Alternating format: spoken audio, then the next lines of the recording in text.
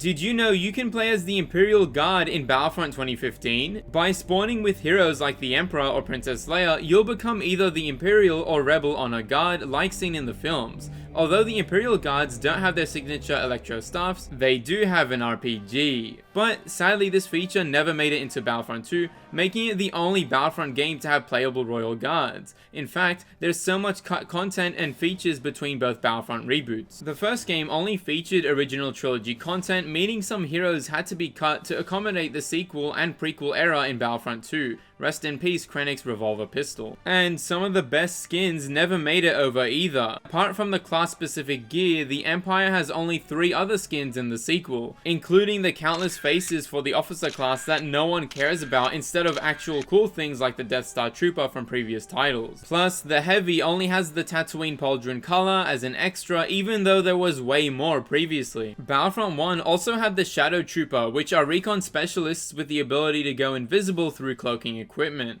And despite the similarities, this class is completely different to the Dark Trooper from the original game. The Shadow Trooper has a lot of interpretations and appearances throughout different Star Wars games, but wasn't included in Battlefront 2 for its similarity to Rogue One's Death Trooper. Plus, every previous Battlefront depicts stormtroopers with the classic white and black armor, so finally getting a color pattern was a big win, especially when it looks this cool. Not sure why the Shock Trooper wasn't included in the sequel, or any other colored armor seen across the years. But the sequel does have the clone Shock Trooper and many other skins across different eras and classes. Speaking of which, Battlefront 2 implemented a class system similar to the classic games, while the first installment had players create their own classes through star card abilities and changing primary weapons, meaning that anything other than the standard soldier gameplay had to be picked up as tokens on the map, including cool items like the Orbital Strike and Probe Droid, most of which were changed to abilities for classes, which is why additional content was mostly extra skins and blaster rifles for the standard units. But the sequel's class-based system is a necessity when adding all the eras, because every faction has their own unique enforcer classes, infiltrators, and aerial units with their own different abilities. Battlefront 2 also completely overhauled the lightsaber combat. Instead of basic swings from left to right like it's some baseball bat,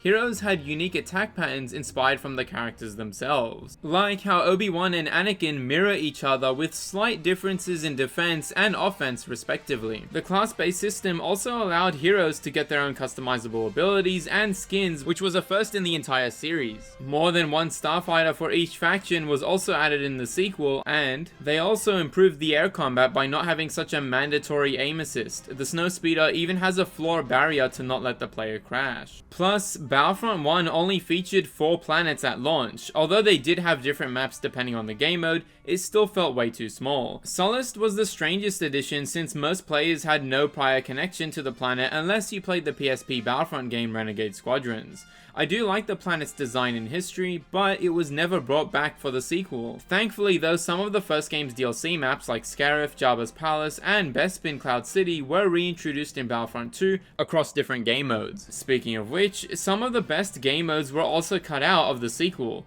like the Death Star DLC, which was a hybrid of the space battles from the original games by destroying capital ships' vital systems, and mixing in ground battles by flying to the Death Star and rescuing R2-D2, which was the first time we ever got to play as an astromech droid. And finally, the Trench Run, which is yet another showcase how the Battlefront series can be the best games in the franchise. By far one of the most unique DLCs, if only it was expanded on in Battlefront 2 with its improved starfighter controls. Plus, the Death Star and Scarif DLCs were kind of like DICE's test to see how to include multi-stage game modes, which eventually became Capital Supremacy. But something both of these games have in common are how amazing they look. Thankfully some models were improved on in Battlefront 2, but you can't take away the detail and accuracy of these areas. Plus, each map has a lot of hidden glitches and Easter eggs from the films across all Battlefront games, which you can find out more about in this video here.